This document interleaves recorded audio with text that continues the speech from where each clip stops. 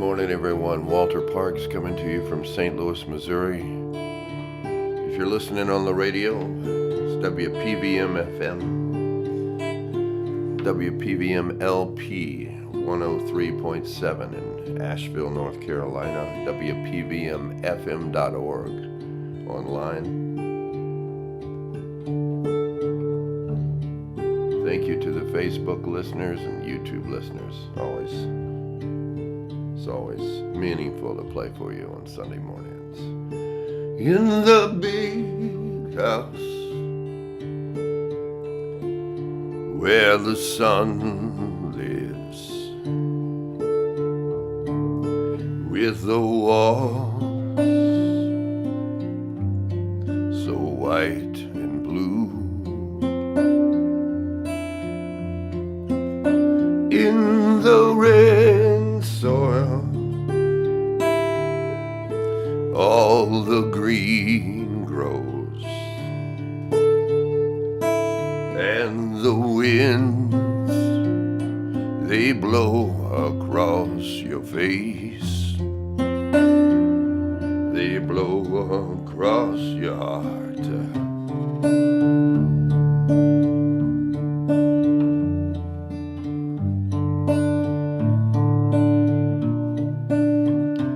It's the time of the turning, something stirring outside. It's the time of the turning, we better learn to say our goodbyes.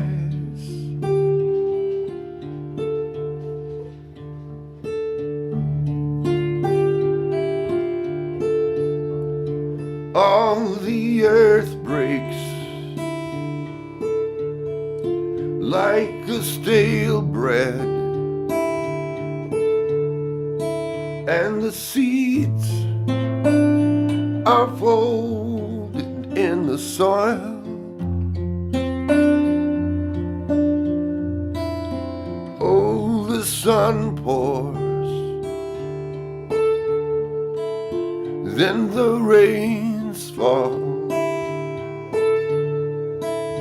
When the roots, they reach out through the ground, they reach out through the ground. It's the time of the turning, there's something stirring outside.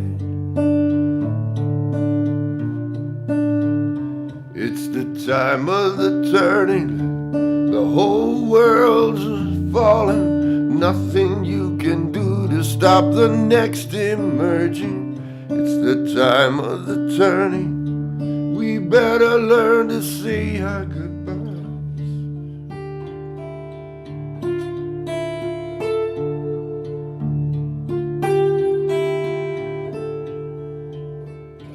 If we can stand up when all else falls down, we'll last through the winter, we'll last through the storm, we'll last through the long nights that bring down the ice and snow. We'll last through the north winds, to the green fields calling again, calling again.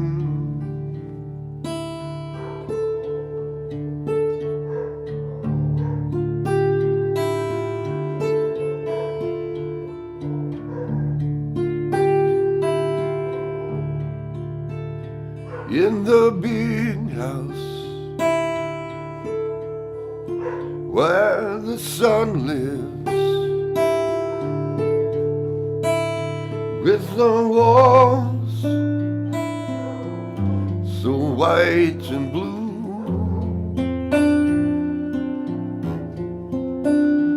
it's the time of the turning, there's something stirring outside. It's the time of the turning, turning, the whole world's watching. Nothing you can do about the next emerging. It's the time of the turning. We better learn to say our goodbyes.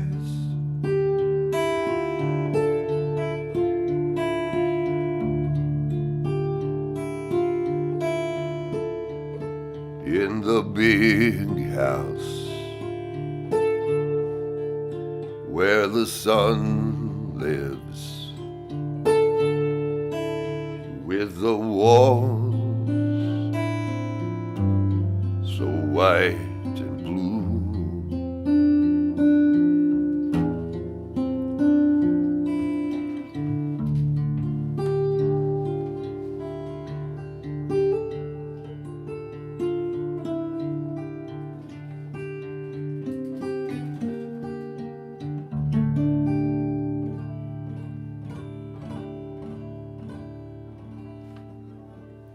The Time of the Turning, that was sung originally by Richie Havens on Peter Gabriel's Ovo album.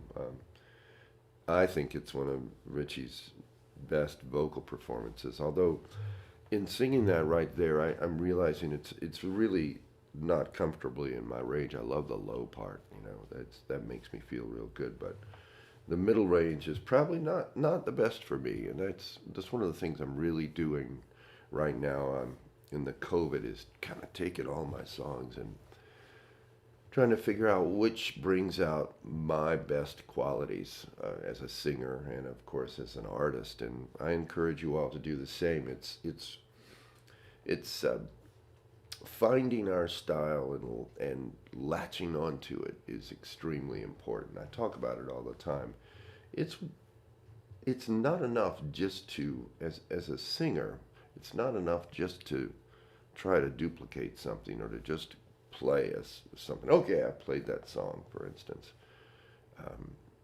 with the hopes that everybody who likes you or follows you is just going to tell you that you've done a good job on it. That's fine, but I think what's really imperative for all artists is to find their style and to just latch onto those things that best exemplify that style. And the thing is, nobody does you like you do you.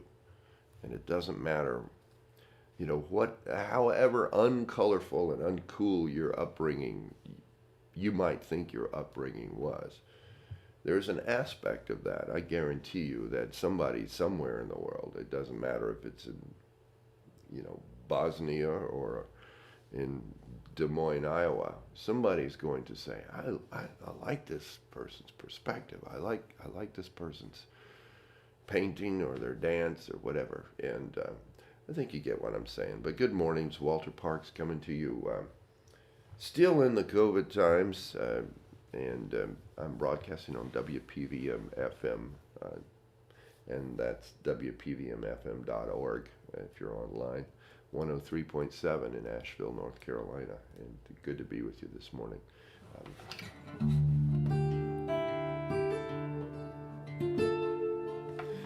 This past week I've been making a lot of videos, and this is another thing that I've been talking about a lot lately.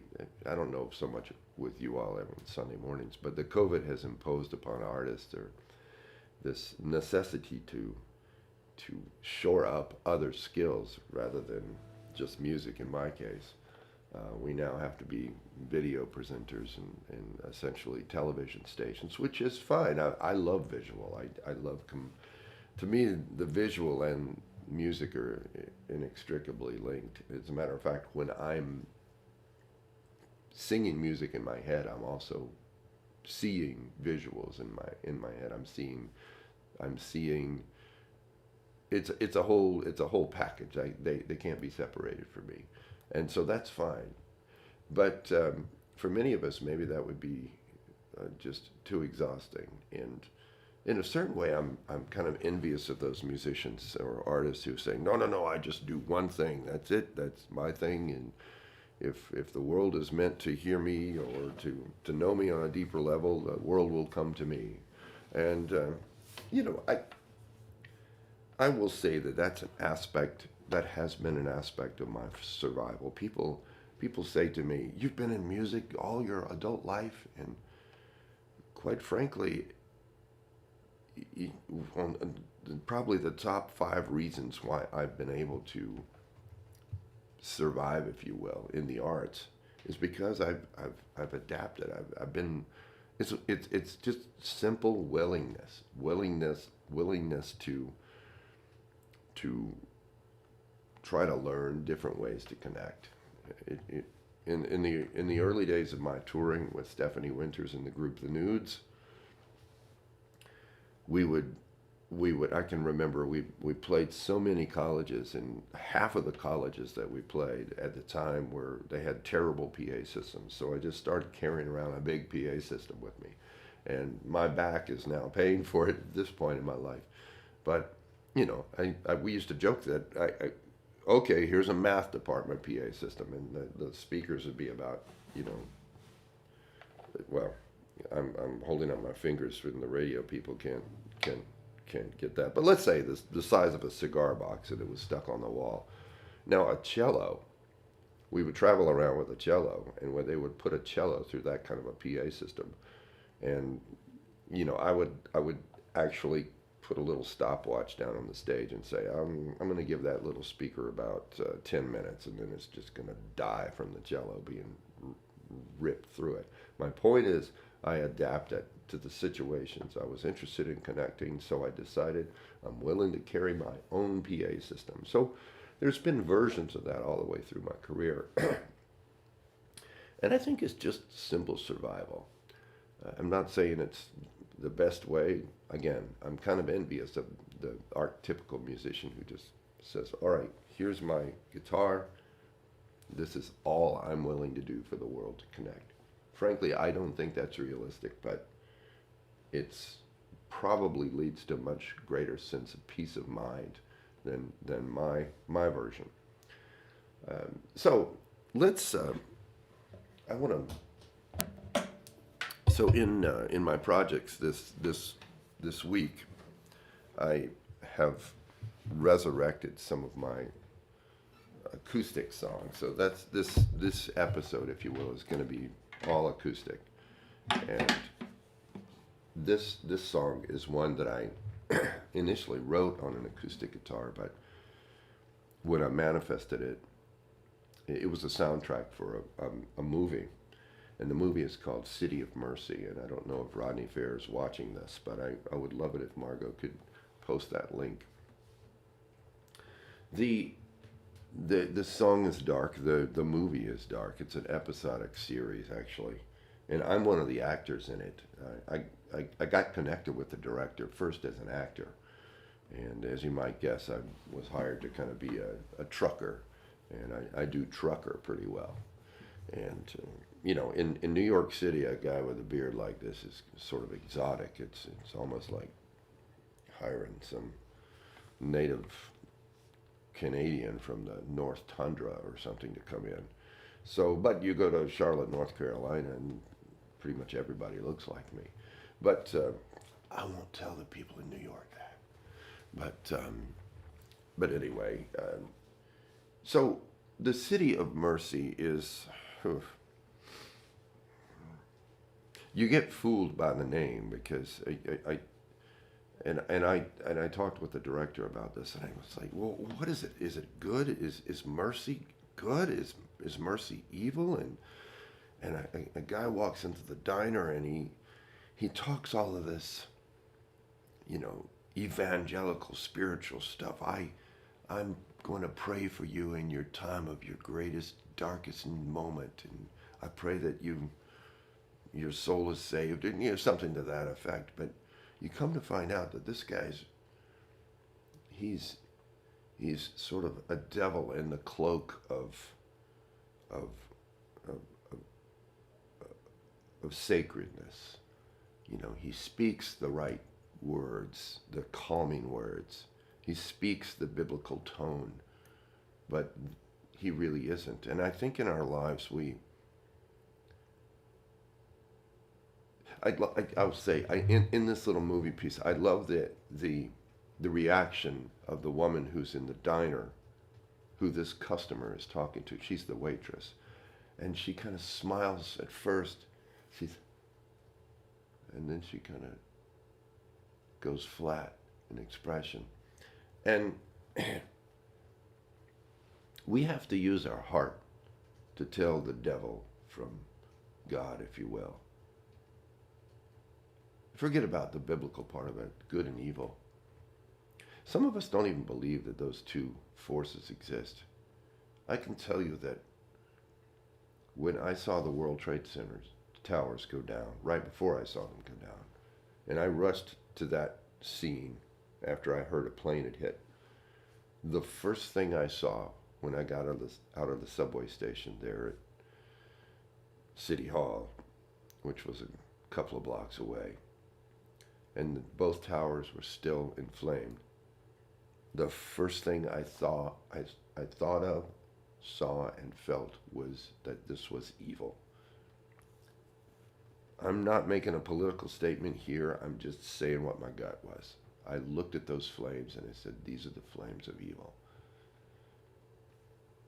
For what it's worth. But anyway, here's a song that I'm proud of that I wrote for the episodic series City of Mercy.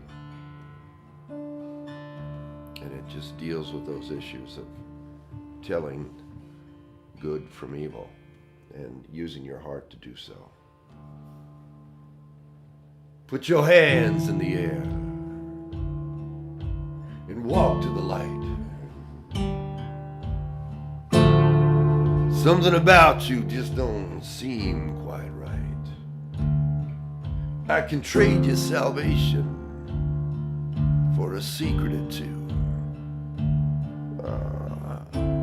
Don't be afraid. It's just me and you. People, hold the line. It's what it's supposed to be. They pray to God Almighty in His purity. I gave you the power to make it alone in your final hour. Kneel down to atone. Faithless flock, you don't deserve me, but I let you into the city of mercy. And pray to your Father, I'm not worthy. Please let me into the city of mercy.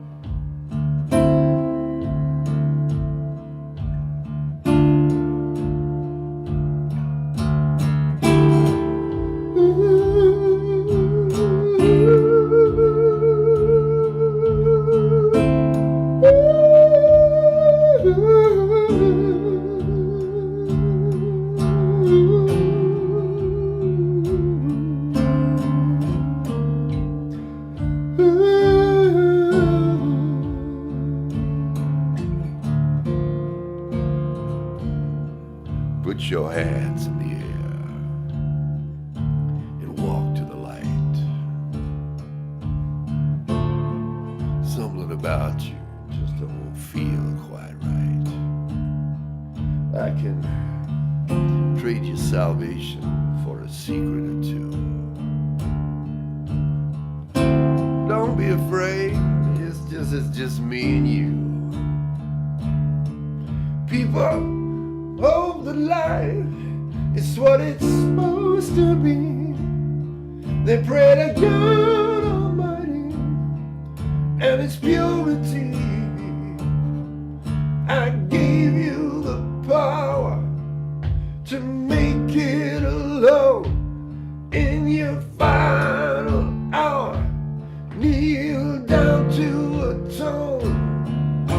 And faithless flock, You don't deserve me, but I'll let you into the city of mercy. Pray to your Father, I'm not worth. Please let me into the city of mercy.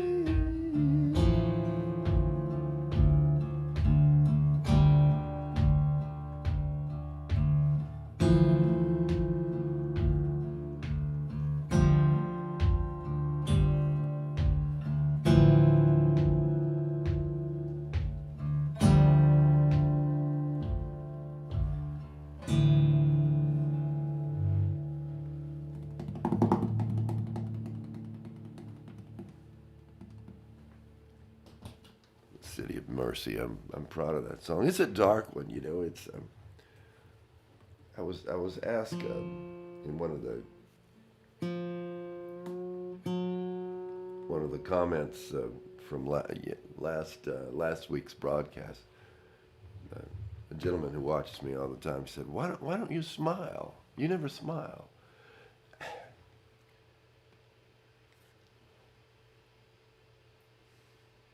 You know, that's that smile, my fake smile, used to kind of crack Richie Havens up. Every now and then he'd turn to me and I'd go. And I realized, now that's a real smile. When my wife and I, Margot, were married in 2003, right here in St. Louis, I looked at all of our wedding pictures after the fact, of course, unfortunately. And my expression was something like that. And I guess the beard, I think I only had a mustache at the time, but it didn't show my smile, or it didn't show my happiness, put it that way. And so, and I looked at my brother is an attorney, and he has mastered the art of a publicity pose. And so right from the jump, right when he graduated from law school, his picture was,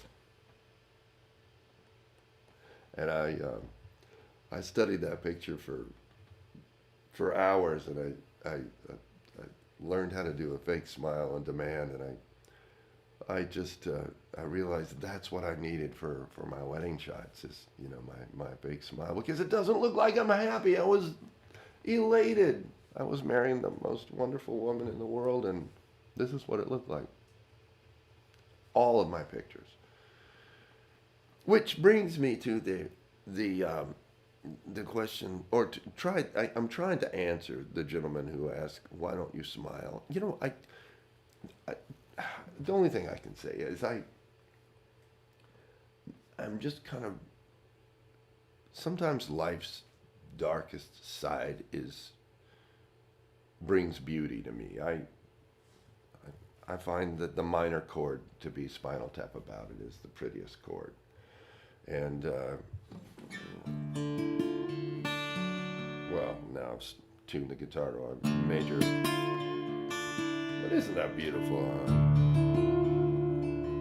And I could just go.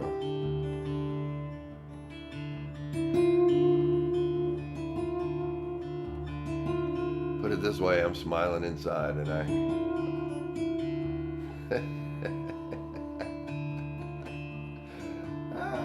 that's a real one. Here's one in the major key, which should make everyone smile.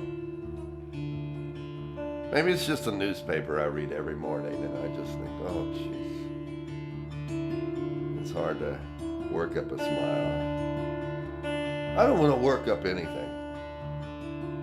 If something's funny to me, I'm going to smile. And until it's funny, I'm not going to wear a smile. And if it's just beautiful, more than likely you're just going to get this look, because I'm fulfilled inside. And that's just going to have to be enough.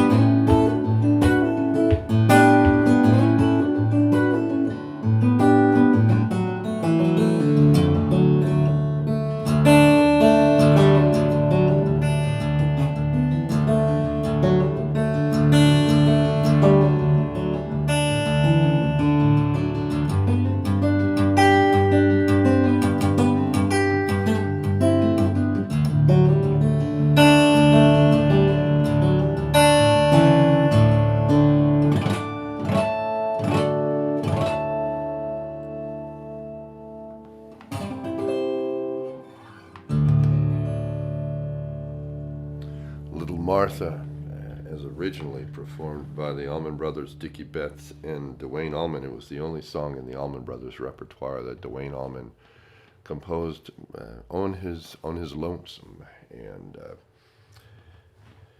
then was put into the Allman Brothers repertoire. And it was one of those turning point songs for me, in that up until I heard that song, I had no use for acoustic guitars. And it's really interesting in life how just the right situation or the right person can kind of flip your thinking about something. And we head out into the world sometimes from our dinner tables, from the protective cocoon of our own family and our own perspectives, and we go out into the world and we say, the stuff we've been talking about around the dinner table just doesn't really hold water, or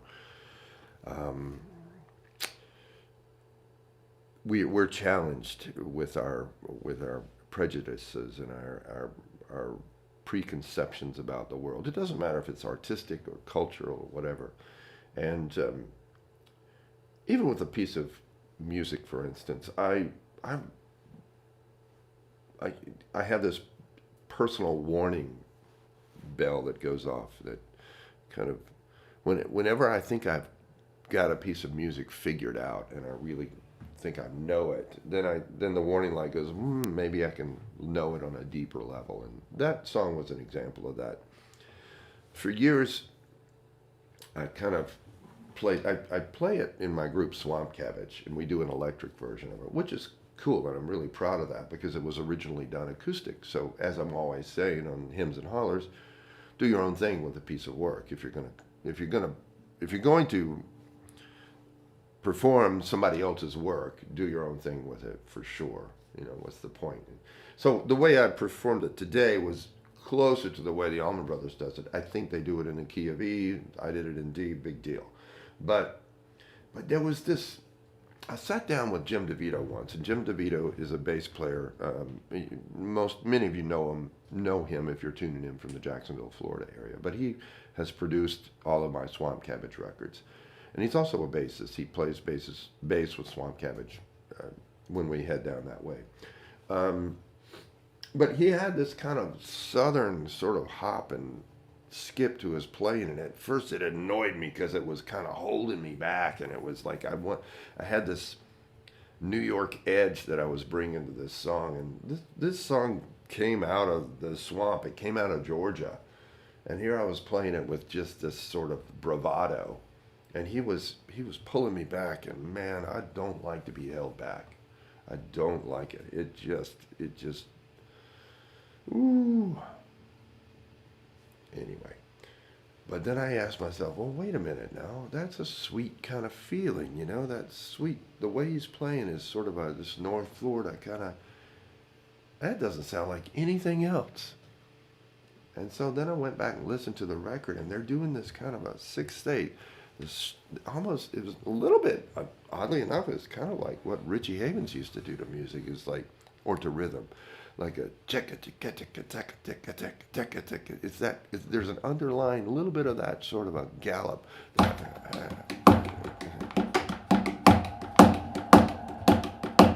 checka checka checka checka. It's almost implied, but instead of going.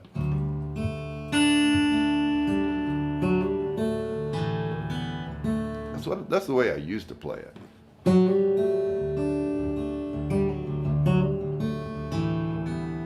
So that's pretty and everything. But then I really got to know it. Spent more time down there in southeast Georgia, which is sort of where I'm from anyway.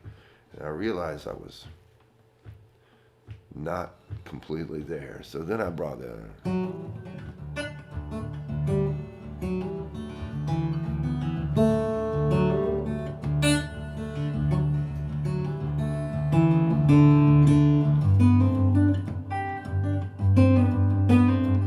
Y'all hear the difference? You feel the difference? It's subtle, but it makes all the difference. It's just like an ingredient in cornbread. You put a little real cornbread in there rather than just the meal, and the cornmeal, and all of a sudden it pops. It's a different meal. So we're broadcasting today on WPVM LP out of Asheville, North Carolina. This is the radio part of the broadcast. 103.7 and WPVMFM.org if you're online. And if you are online, thank you for listening, and please tell your friends about this show. It's called Hymns and Hollers. I'd like to delve. This is Walter Parks, and I broadcast.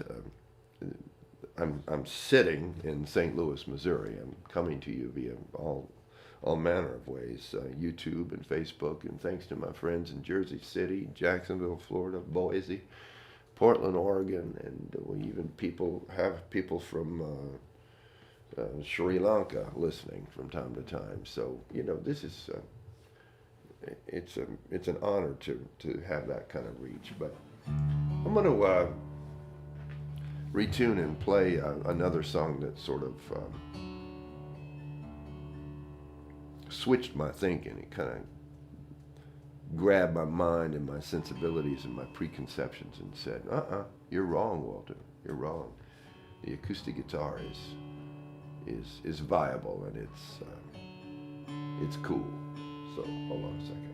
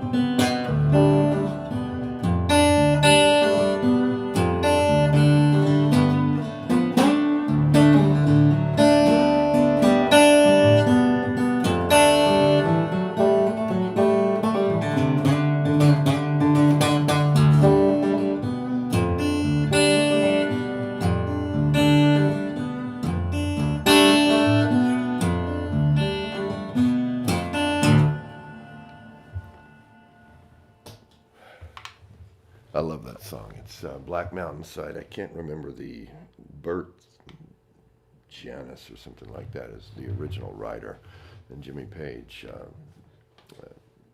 borrowed it and might have even put his own name on it. But it's called Black Mountainside as I performed it. That was on Led Zeppelin's first album, of course. The rest of the album was very electric and bluesy and groundbreaking, and in its with its orchestral character, but yet very much locked in and reverent to the blues. Very, very different for an English group, with the exception of maybe Cream at the time, and it was just huge. But that little bit stood out as it rounded out the edge and the focus and the perspective of that band. It told the world that, hey, these guys are listening to the world. They're not just listening to American blues, because underneath that,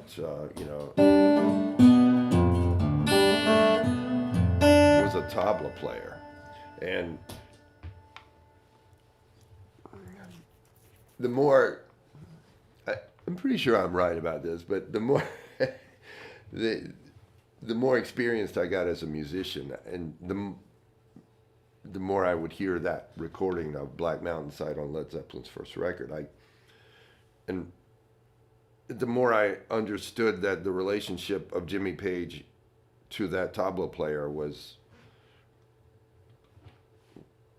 curiosity in a sense. I mean, the tabla player he had such great ears, but it was not.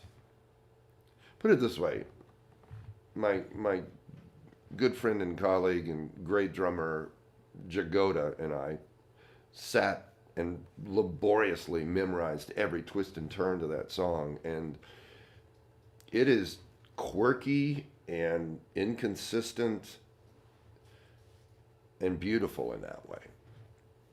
But it is obvious that the tabla player who recorded with Jimmy Page in that moment in whatever studio it was, probably Abbey Road or somewhere in London, they did not sit down and scrutinize Jimmy Page's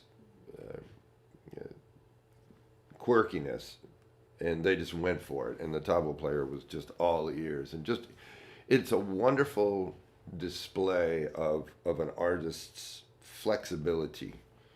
And it never, the weave of it never dissolves. It never falls apart.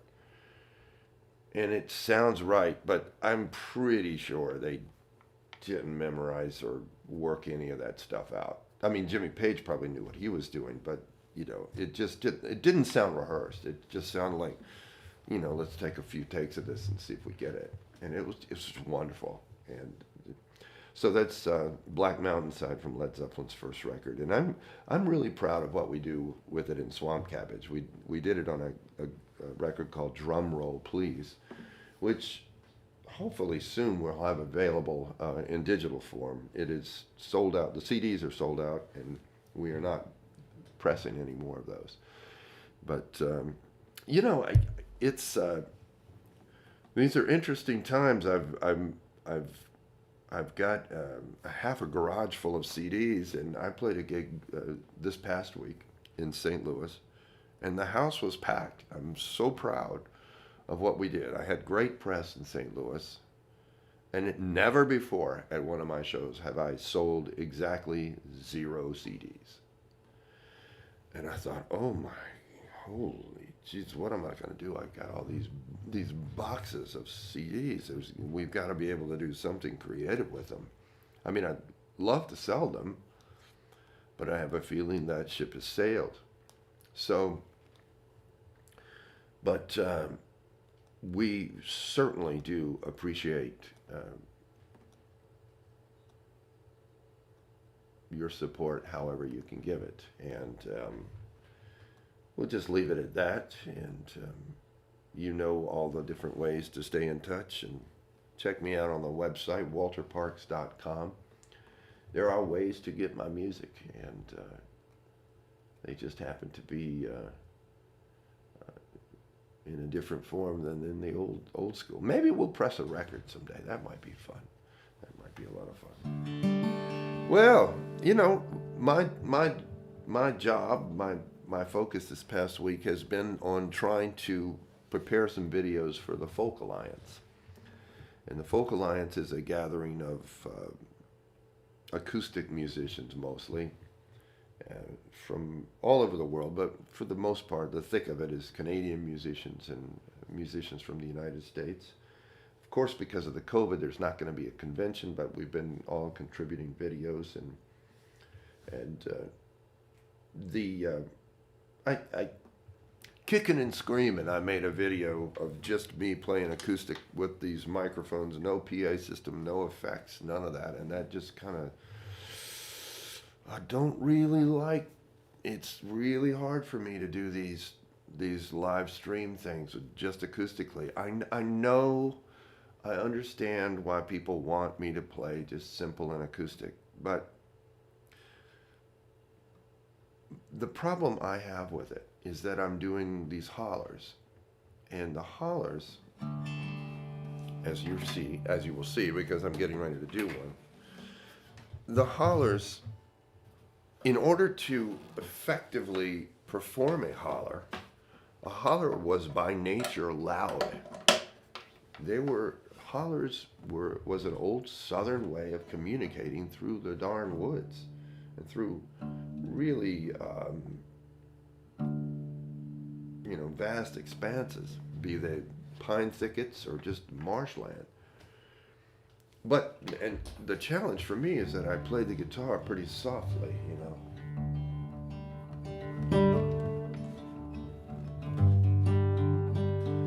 And so when I holler,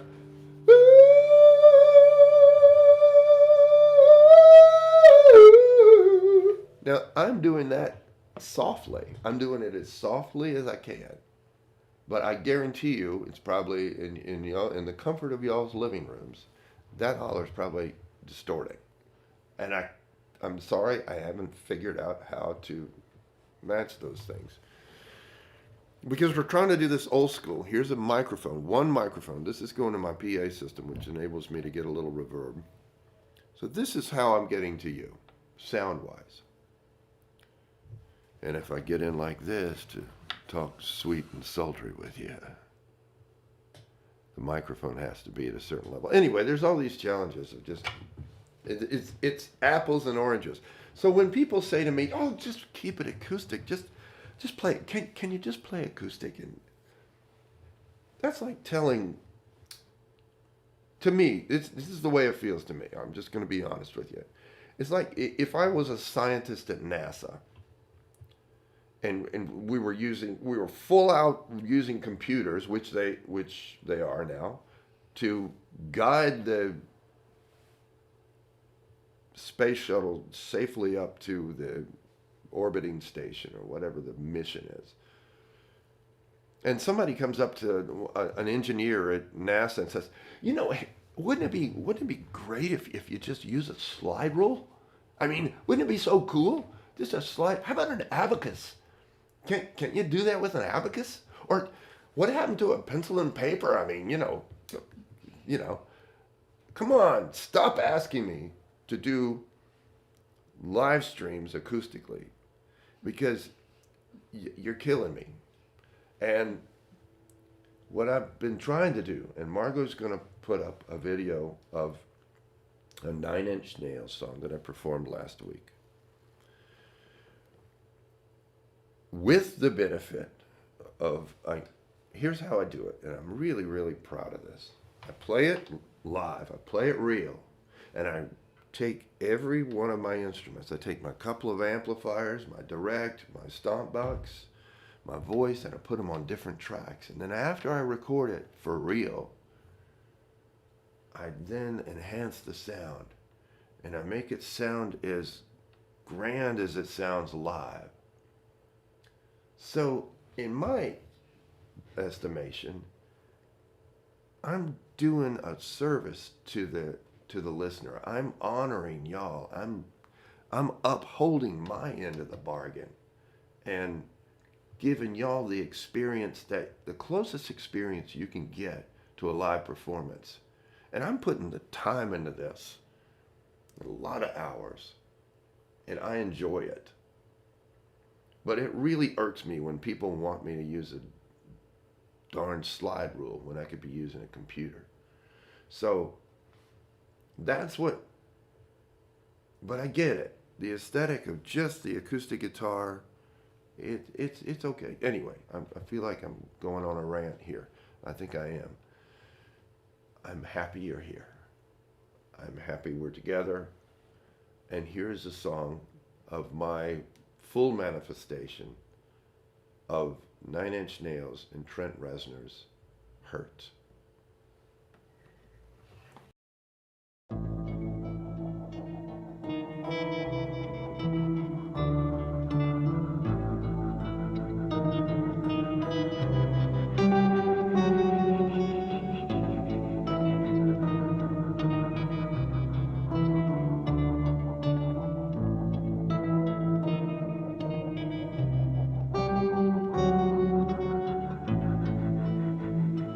I hurt myself today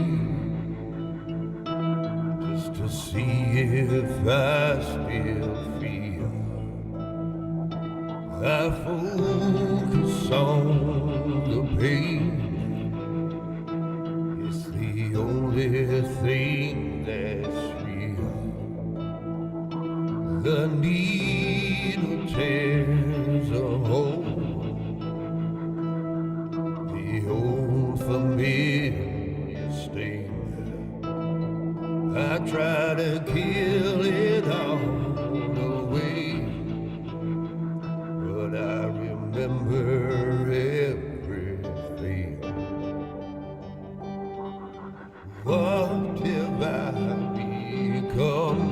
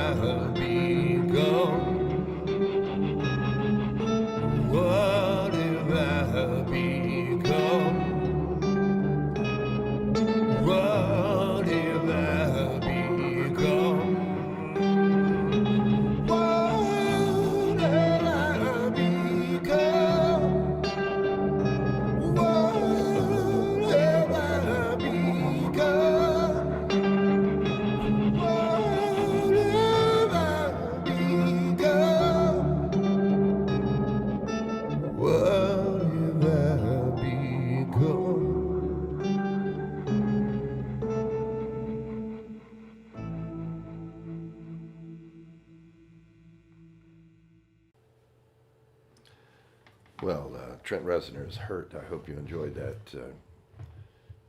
crafted rendition of it. And the really cool thing that's happening to me now is I'm really enjoying making sure that I can manifest these studio renditions live. And I was able to do that this past week with my version of One More Day. And Margot's got a little snippet of that she can maybe throw up online for you. I shouldn't say Margot will throw up anything. That's terrible. But anyway, we've come to you today on WPVM LP, Asheville, North Carolina, 103.7. On the internet, it's WPVMFM.org. Thank you for listening. I'm going to keep playing, and if we lose each other on the FM signal, y'all tune in to me on Facebook or YouTube, and we'll keep going. This is a song of mine. It's kind of it's split gospel song. It's started as a ragtime song called the Dipstick Rag, and I was inspired by Scott Joplin at one point, and I was over in England with a couple of days off from Richie Havens on tour, and I wrote this one, and I called it the London Rag for a while. And when I came back to North Georgia and drove around in my Ford 150 pickup truck, I reached under the driver's seat to get that little rag that you check the oil with, and I thought, the name of the song needs to be the Dipstick Rag. So here we go.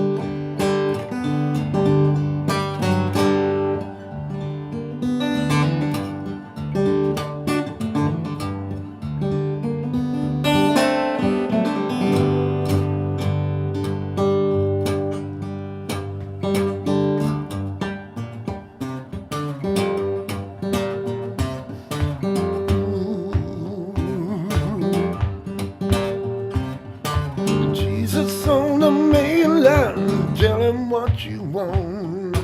Jesus on the main line. Tell him what you want. Jesus on the main line. Tell him what you want. Call him up and tell him what you want. You ain't got his number. Oh, tell him what you want. You ain't got his number. Oh, but you can still tell him what you want. You don't need no number. Tell him what you want. Call him up and tell him what you want.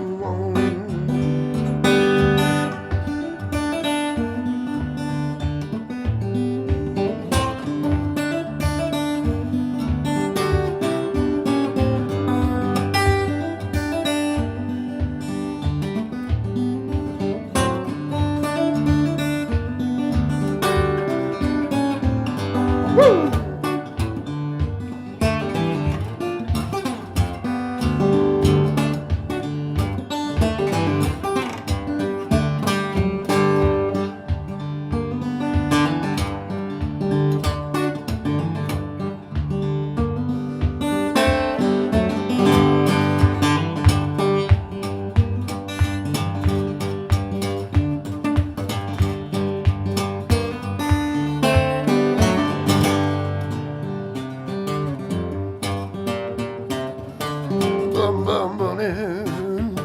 Bump in the back, down Park Avenue, you're giving me heart attack.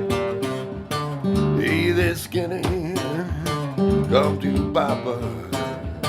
Sunset Boulevard, you're gonna be traffic stopper.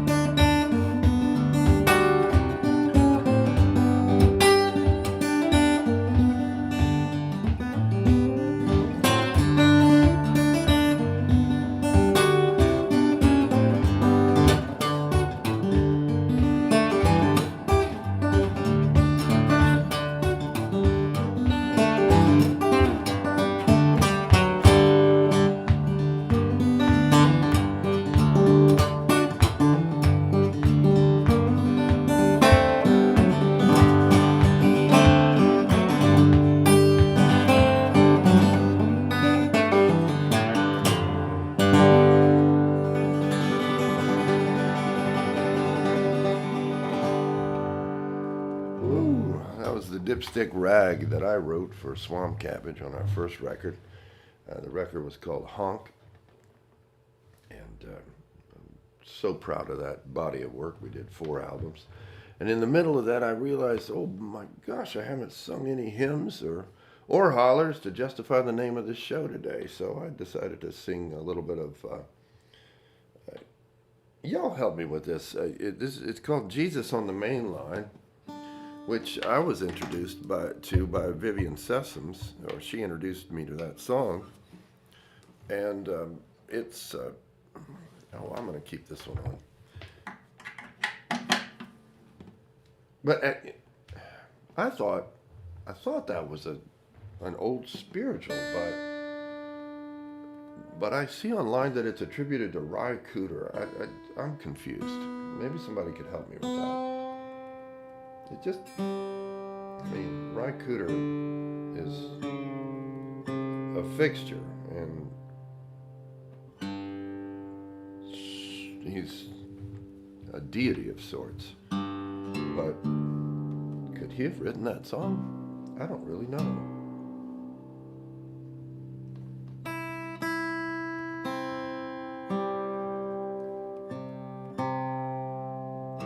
I am in the mood to play an old banjo song, and I don't think I've ever done it on this show.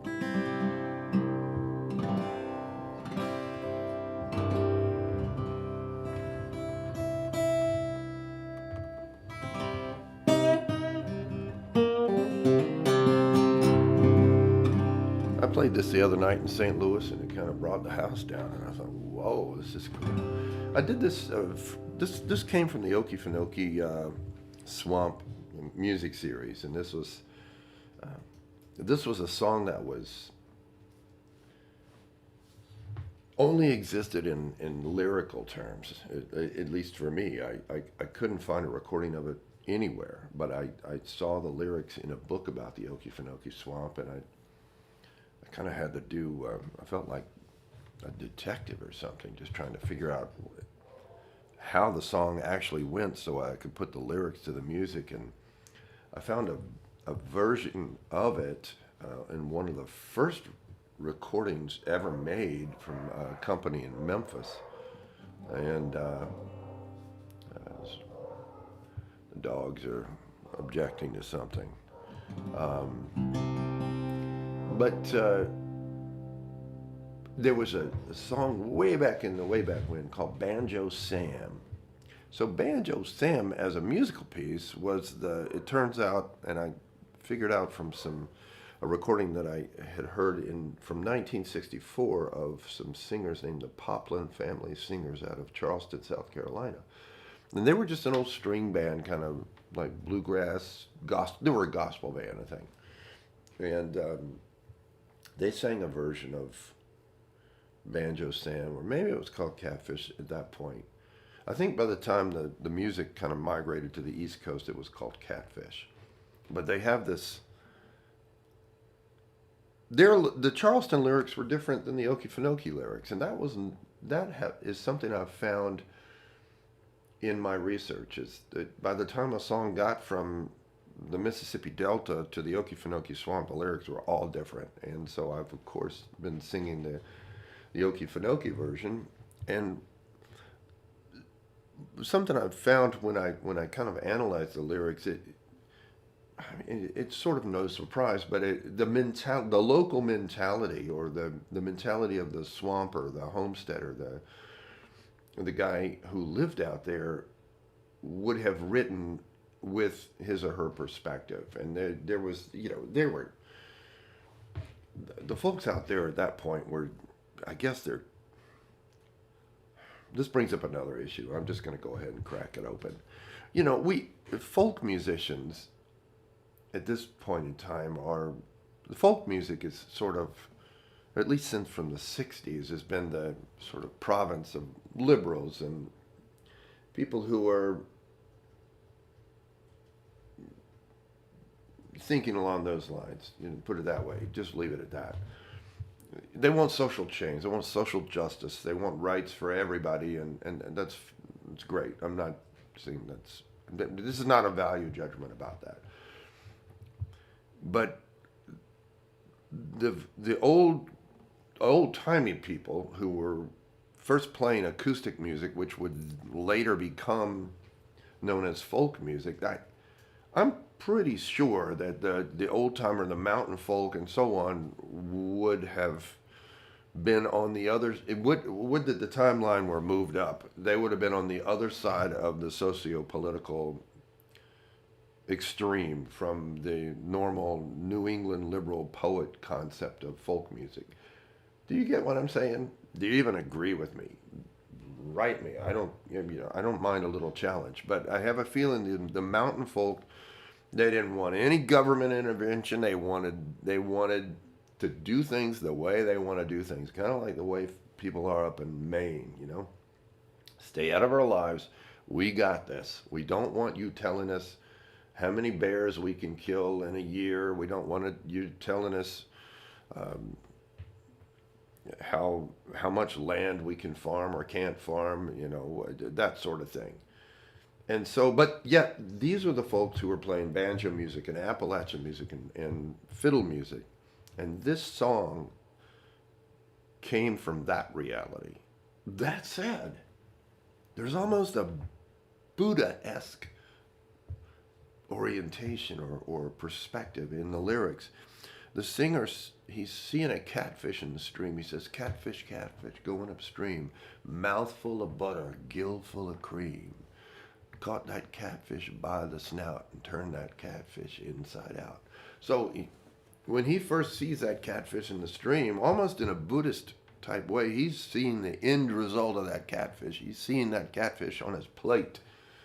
And it's not unlike the perspective I learned in the monastery in France, at Thich Nhat Hanh's monastery, of like, if you see the piece of paper, which I'm holding up now, you see the tree, you see the sun, you see the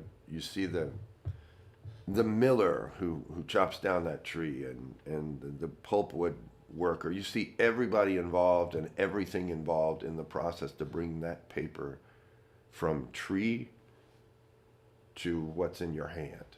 And that's kind of the way this guy was seeing the catfish. So here's one called Catfish. Woo! It's a little too loud there on the drum beat there.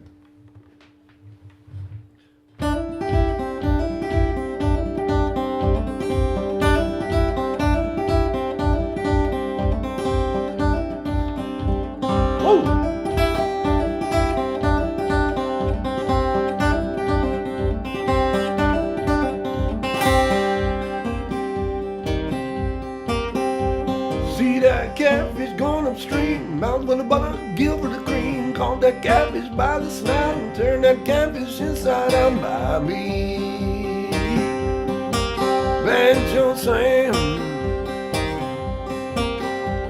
by me.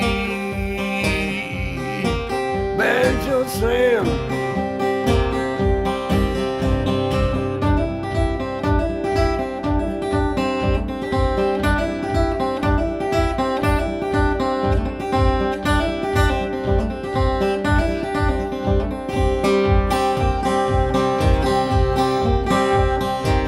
Go to Carter, Jay, where to go? Way to country, way below.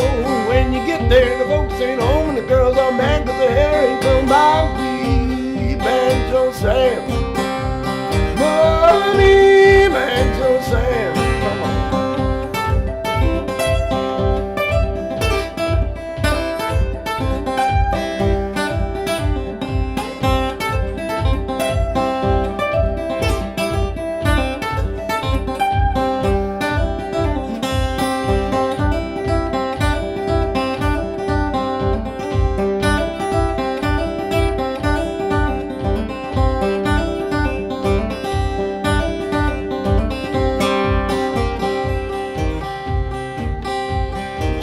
Bird sitting on a hickory limb, he winked at me and I at him. Picked up a rock and hit him on the shin. He said, by God, don't do that again by me. Banjo Sam, money, Banjo Sam.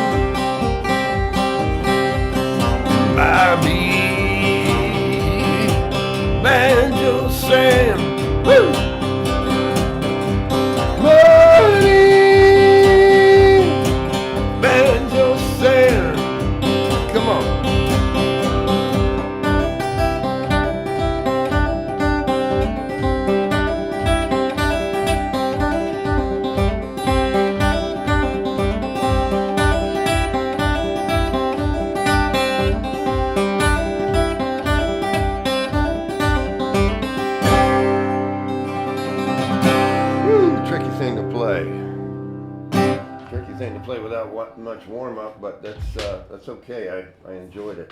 It's an old banjo song that I translated to guitar, and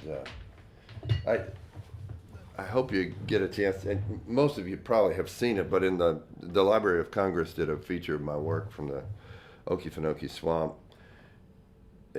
And it's available. Margot can maybe put the link up, but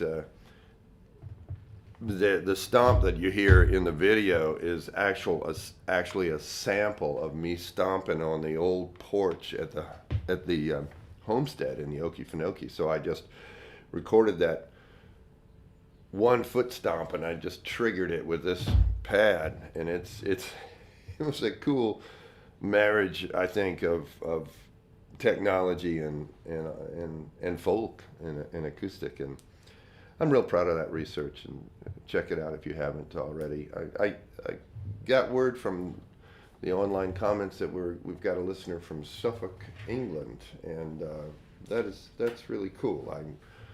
I'm glad we're reaching over the pond, as you all say, and I yearn to get back to England and play again. I used to be there a lot with Richie Havens, and we played all the way from Southampton and Brighton to the north of England, Newcastle and so on, and even all the way up to into Scotland, and I miss it so much. And my heritage is English, and it's nothing. Even though I have some French in my lineage as well, I've gone to some of the areas in France, and I speak French, but nothing feels more deeply like home than England does to me. So it's I can't wait to get back there and play some music.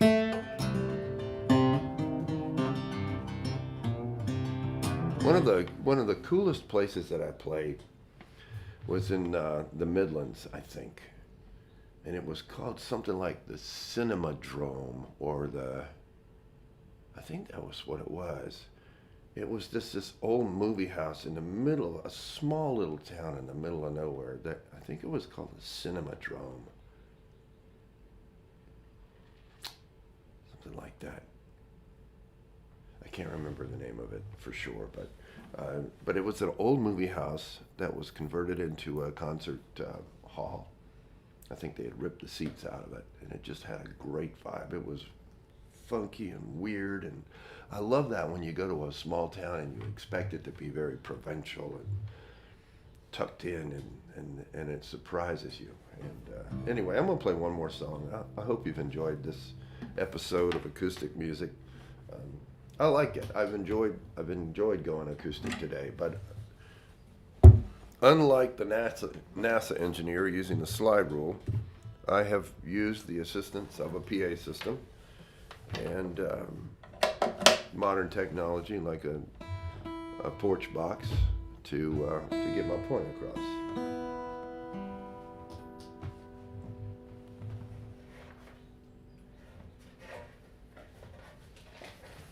So here's an old spiritual by Jimi Hendrix.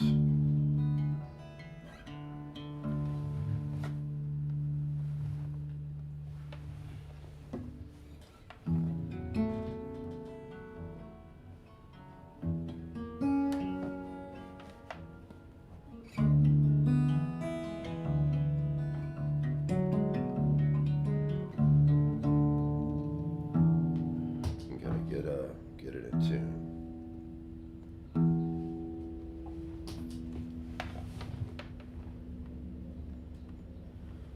Also, the older and more experienced I get, the more I listen to Jimi Hendrix's live recordings, I feel sorry for him, actually, because that poor man was tormented by sound issues.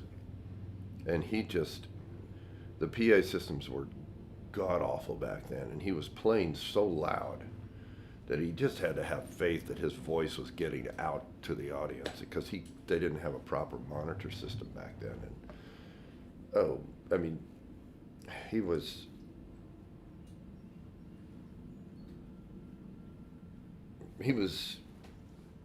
it was hard to be him.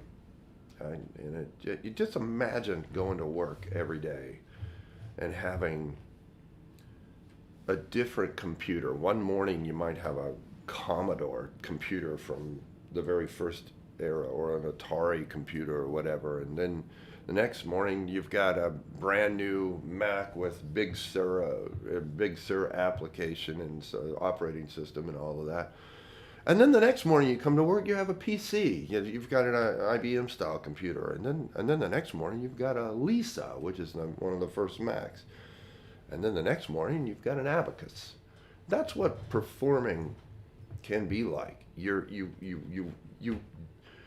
bring what you can bring, which is your guitar and your amplifier, and outside of that, it's just you're leaving yourself to the mercy, especially in the old days when they didn't travel around with their own PA system and so on. Poor Jimi Hendrix had to sing through wrestling PA systems and that kind of thing in arenas all over the country, and it's just no wonder he ended the way he did. I mean, it's just. But anyway, here's one of my favorite songs by him.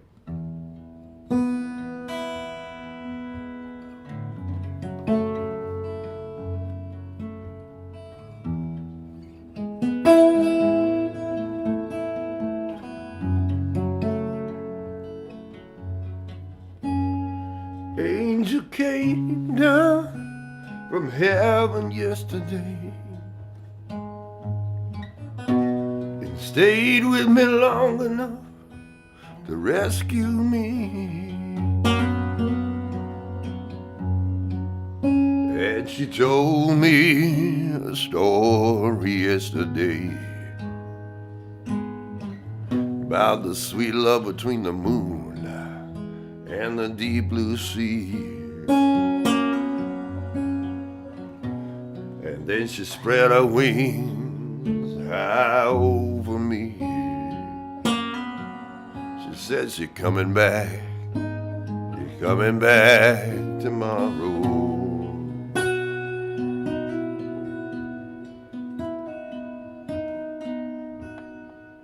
I said, fly on my sweet angel, fly on through the sky, fly on my sweet angel. Tomorrow I'm gonna be by your side.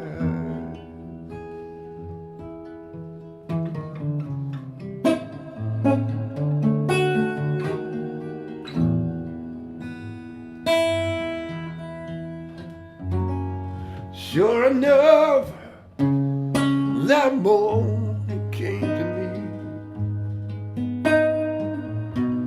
silver wings silhouetted against the sunrise,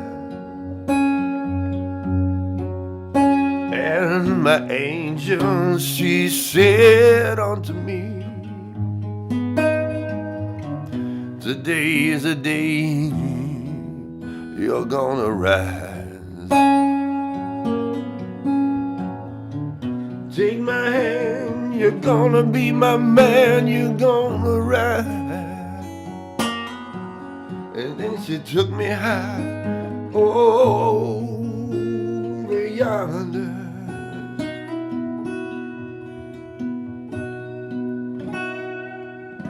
She said, fly on my sweet angel, fly on through the sky, fly on my sweet angel. Tomorrow I'm gonna be by your side. Tomorrow I'm gonna be by your side.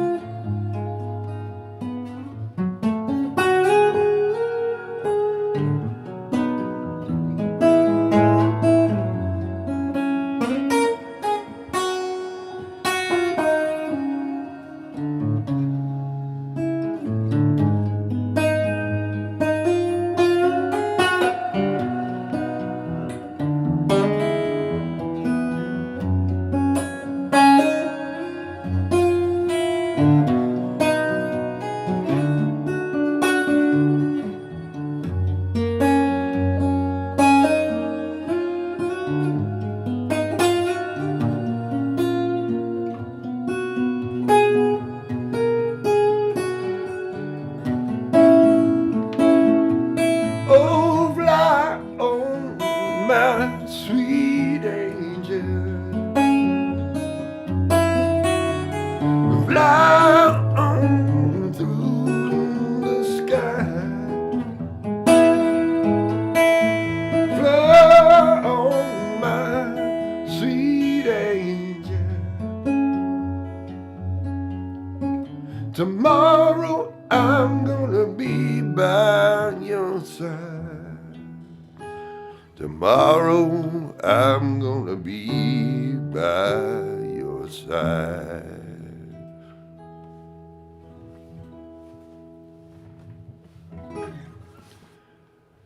Walter Parks, Hymns and Hollers. Once again, that was an example of me walking that thin line of maybe going into territory that I shouldn't.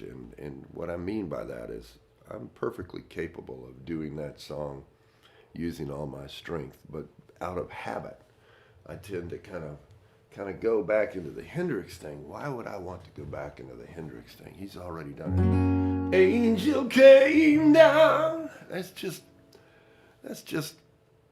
That worked great for Rod Stewart, especially, and Jimi Hendrix. But here's where I think I'm most me. Angel came down from heaven yesterday. Stayed with me long enough to rescue me. That's something I can do that those fellas didn't do. And I urge you to do the same. And whether it be in love or in work or in art, just be yourself, because nobody else can do you the way you do you. Thank you. I'm Walter Parks, and this is Hymns and Hollers. I'll see you next Sunday.